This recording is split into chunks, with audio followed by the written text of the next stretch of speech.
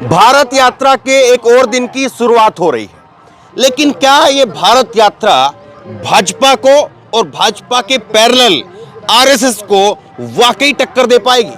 और मैं पैरेलल क्यों कह रहा हूं?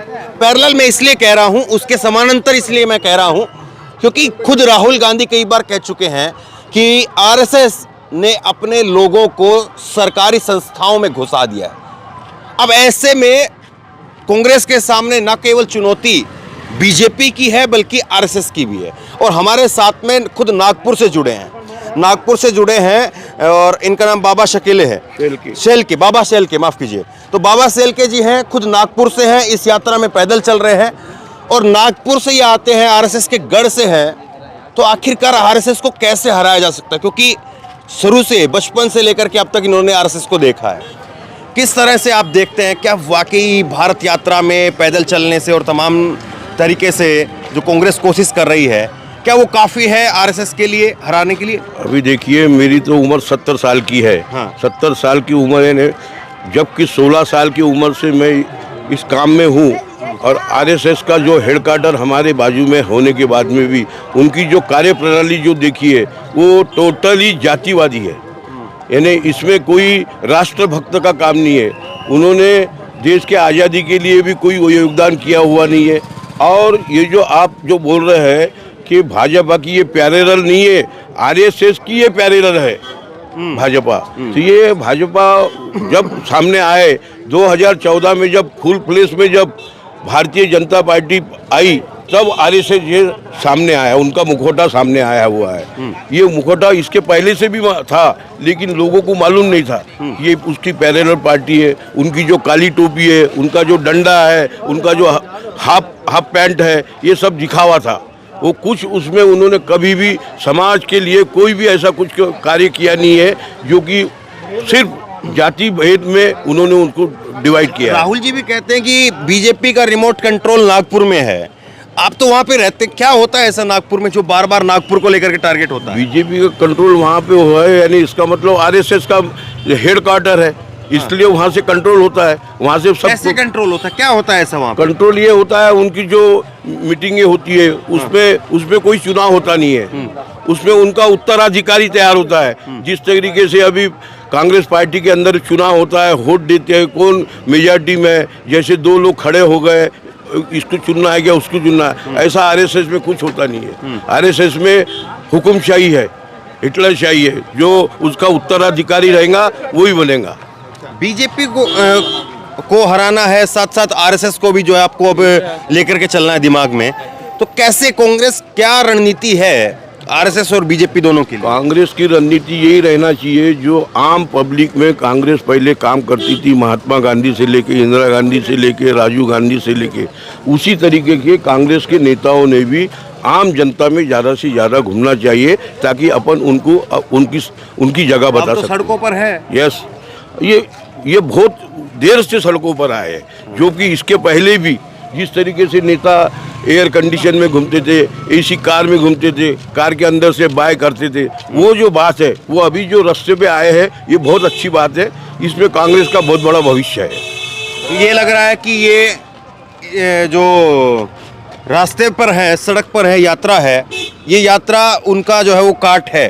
बिल्कुल काट है। और ये महात्मा गांधी के बाद में जो अपने महात्मा गांधी ने जो पदयात्रा की थी और उन्होंने चले जाओ का आंदोलन चालू करके जिस तरीके से अंग्रेजों को भगाया है, उसी तरीके से ये राहुल गांधी भी ये जिस तरीके से है, हम दो हमारे दो, इनको भी हटाएंगे। नहीं, आप कह रहे हैं भगाने की बात है, लेकिन आरएसएस के खुद जो है मोहन भागवत अब तो मस्जिदों में जा रहे हैं, मदरसों में जा रहे हैं, और खुद मोदी जी कह रहे हैं कि जो पसमंदा मुसलमान है उसको जो है अपनी तरफ लो। कल यूपी के एक मंत्री हैं, उनका भी बयान आ गया कि मुसलमानों के लिए राइट चॉइस जो है वो बीजेपी है, असली शुभचिंतक है। मुझे एक बात बताइए, आरएसएस का एजेंडा क्या है? आरएसएस का एजेंडा मुस्लिम विरोधी है। वो तो ये सब अभी ड्रामा कर रहे हैं, नाटक कर रहे हैं। जिस तरीके से देश में पदयात्रा चल रही है, उसके बाद में उनको ये समझ में आ रहा है कि मुस्लिमों के मस्जिद में जाना, मुस्लिम नेताओं से मिलना, इससे मिली भगत है। तो इससे फर्क नहीं पड़ेगा? कोई फर्क नहीं पड़ता है। लोगों को मालूम है आरएसएस क्या है, ये लोगों को पूरा मालूम है। नहीं, लेकिन बीजेपी के लिए ये भी कहा गया ना कि जब 3 तलाक हटाया तो मुस्लिम महिलाओं ने चुपके से वोट दे दिया। अब वो कह रहे हैं कि पसमानदा मुसलमानों की तरफ जा रहे हैं। खुद आरएसएस इस बारे में लीड कर रही है, तो फिर ऐसा नहीं होगा? 3 तलाक का जो उन्होंने रेजुलेशन किया है वो कोई बड़ी बात नहीं है। उसमें कोई मुस्लिम महिलाओं ने उनको वोट दिया, ये भी कोई बात नहीं है। उन्होंने कहाँ जाके देखा है कि उनको वोट दिया है करके। इस तरीके का थोड़ी इसमें कोई रेजुलेशन लाने से चेंज होगा, ऐसा कुछ नहीं है। क्योंकि उनके बारे में जो धारणा जो बनी हुई है वो पक्की है कि ये मुस्लिम विरोधी संगठन है। लेकिन सवाल यही है ना कि कांग्रेस के पास में सेवा दल था और अभी भी है खैर, लेकिन सेवा दल आरएसएस के मुकाबले जमीन पर वो काम करता हुआ दिखाई नहीं देता है जो आरएसएस बीजेपी के लिए ये करता है। आपने बहुत अच्छा मुद्दा बताया है। हाँ। सेवा दल सही में सेवा दल था। हाँ। सेवा दल संगठन को और ऊंचा उठाना चाहिए कांग्रेस ने। सेवा दल के सैनिक तैयार करना चाहिए जिसमें ग्रास रूट में अपन सब लोग जा सकते हैं।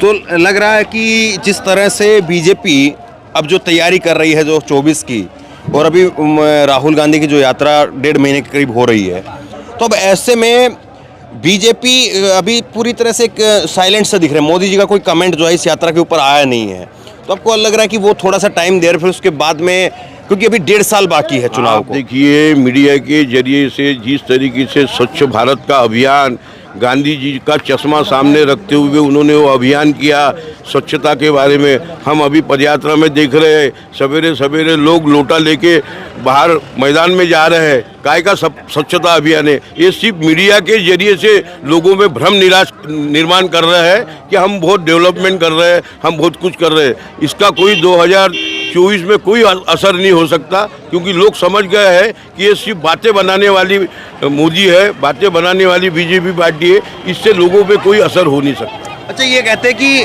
आरएसएस की पकड़ इतनी है कि जहां पर आरएसएस होती है वहां पर बीजेपी की एक तरफा वोट जाता है। आप तो नागपुर से हैं, आपके ऊपर पकड़ क्यों नहीं हो पाई? आप आरएसएस में क्यों नहीं गए? ये बात, क्योंकि आरएसएस कैसा संगठन है हमको मालूम है, हम वहाँ रहते हैं, इसीलिए आरएसएस में हम कभी उनकी इसमें गए नहीं। हमारे तो घर के कैसा संगठन है? हमारे घर के इर्द गिर्द तो आरएसएस वाले ही रहते हैं। वो हमको कई बार उन्होंने अपने सम्मिलित करने लाया, लेकिन उनकी विचारधारा जो है गलत है। तो आपको लग रहा है कि अब कुछ भी हो, राहुल गांधी जो यात्रा पर निकले हैं, इससे बीजेपी और आरएसएस दोनों का मुकाबला जो है वो हो सकता है? बिल्कुल। ये जो पदयात्रा है कन्याकुमारी से जो जम्मू कश्मीर तक जा रही है, ये पदयात्रा में पूरा होगा और ये सक्सेस होगा। कांग्रेस ने बहुत अच्छा अभियान किया है, अच्छा फैसला लिया हुआ, उसके लिए हम उनको शुभकामना देते हैं। तो आरएसएस का जिस तरह से लगातार वो दखल रहा है, या आरएसएस लगातार जिस तरह से बीजेपी की भागीदारी करती रही है, उससे अब जो है वो 2024 के लिए दाल गलने वाली नहीं है। बीजेपी की भागीदारी का सवाल ही नहीं आता, वो आरएसएस का संगठन ही है। भागीदारी का वहाँ से ऑर्डर फॉलो होता है।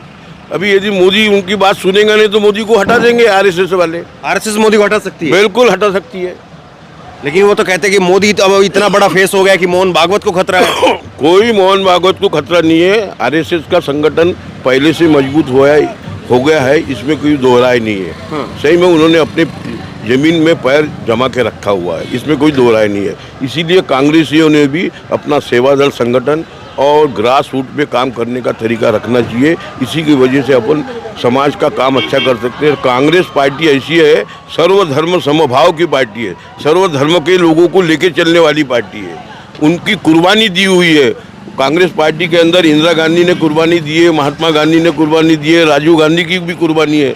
आरएसएस वालों की कहाँ कुर्बानी है? आरएसएस वाले तो आज़ादी के समय थे ही नहीं, उन्होंने कोई योगदान किया ही नहीं। आप भी मानते चुनौती आरएसएस से है आपकी, बीजेपी से नहीं? बीजेपी से नहीं, चुनौती आरएसएस से। आरएसएस ही है सब कुछ। कांग्रेस वर्सेस आरएसएस, और दूसरा कोई नहीं है। बीजेपी ये मुखौटा है उनका।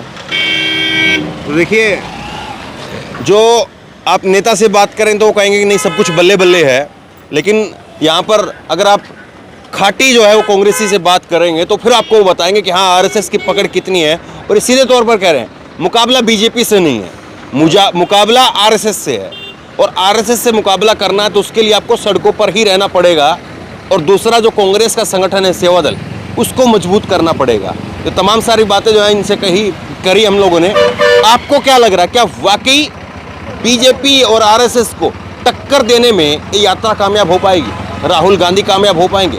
क्या 2024 को साधने में राहुल गांधी कांग्रेस पार्टी कामयाब हो पाएगी? बड़ा सवाल ये। इस वीडियो को खूब शेयर कीजिए। आपकी जो भी राय हो नीचे कमेंट बॉक्स में जरूर दें और इसी तरह की तमाम खबरों के लिए ऑनलाइन न्यूज इंडिया को सब्सक्राइब करें, साथ में जो बेल आइकन घंटी उसको जरूर दबाएं ताकि जैसे कि वीडियो अपलोड करें उसकी नोटिफिकेशन आपको तुरंत मिल सके। धन्यवाद।